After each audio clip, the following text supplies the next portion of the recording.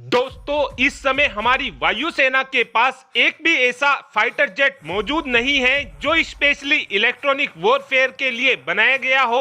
वहीं पर जो चाइना है उसके पास J-16D नाम का इलेक्ट्रॉनिक वॉरफेयर से लैस फाइटर जेट मौजूद है और अमेरिका के पास इस समय EA-18G ग्लोवलर नाम का इलेक्ट्रॉनिक वॉरफेयर से लैस फाइटर जेट मौजूद है। इन फाइटर जेट को स्पेशली दुश्मन देशों को पैरालाइज करने के लिए बनाया जाता है और जो इस समय चाइना के पास J-16D नाम का फाइटर जेट है उसका इस्तेमाल चाइना की तरफ से जब किया जा सकता है जब हमारे साथ चाइना का युद्ध होगा। उस कंडीशन में चाइना के फाइटर जेट पीछे चलेंगे और J-16D नाम का फाइटर जेट आगे आगे चलेगा। और इस फाइटर जेट का चाइना को यह फायदा होगा कि चाइना इस फाइटर जेट की मदद से हमारे रेडार को पूरी तरीके से जैम कर सकता है और एक बार हमारे रेडार जैम हो गए तो उसके बाद ना तो हमारा डिफेंस सिस्टम काम कर सकेगा और ना ही हमारे फाइटर जेट काम कर सकेंगे। और जब हमारी रेडार ही ठीक से काम नहीं करेगी तो हम अपनी मिसाइलों को लोकेशन भी सही से नहीं दे पाएंगे। लेकिन अब ऐसा ज्यादा दिनों तक नहीं चलने वाला है क्योंकि भारत ने भी अपने ऐसे ही इलेक्ट्रॉनिक वॉरफेयर से लैस फाइटर जेट को बनाना शुरू कर दिया है। और खास बात तो यह है कि इस फाइटर जेट को बनाने की सभी टेक्नोलॉजी DRDO की लेबोरेटरी टेस्टिंग की तरफ से बनाकर भी तैयार कर ली गई है। और जो DRDO की लेबोरेटरी की तरफ से सभी सेंसर बनाए गए हैं, इन सभी सेंसर को हम अपने सुखोई 30 MKI में लगाने वाले हैं। सुखोई 30 MKI के अंदर जितने भी कंपोनेंट लगाए जाएंगे उस काम को HAL करने वाला है।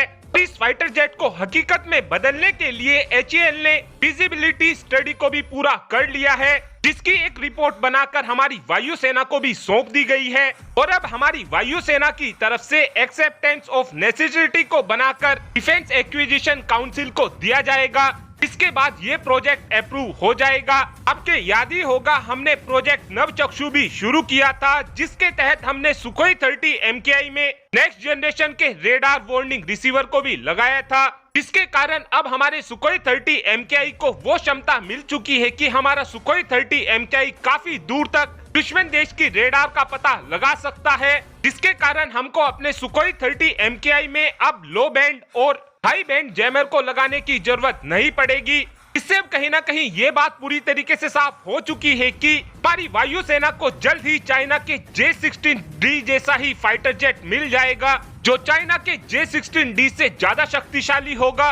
और बताया ये भी जा रहा है कि जो ये हमारा सुखोई 30 MKI इलेक्ट्रॉनिक वॉरफेयर से लैस होगा ये अमेरिका के EA-18 ग्लोवलर को टक्कर देगा और ये हमारी वायुसेना का पहला डेडिकेटेड इलेक्ट्रॉनिक वॉरफेयर से लैस फाइटर जेट होने वाला है। और इस फाइटर जेट के आने के बाद हमारी वायुसेना में वो क्षमता आ जाएगी कि हम दुश्मन देश को पूरी तरीके से पैरालाइज कर सकेंगे। और इन सभी सेंसर को लगाने के लिए HAL ने एक सुखोई 30 MKI को मॉडिफाई भी कर दिया है। इस समय केवल इस बात का इंतजार किया जा रहा है कि हमारी वायुसेना की तरफ से एक्सेप्टेंस ऑफ नेसेसिटी अब तक हमारी गवर्नमेंट के सामने रखा जाता है। और अब आप ही कमेंट कर बता सकते हैं कि हमारी वायुसेना के पास ऐसे कितने फाइटर जेट मौजूद होने चाहिए। इस बात का आंसर आप कमेंट बॉक्स में दे सकते हैं। Thanks for watching this video. Have a good day.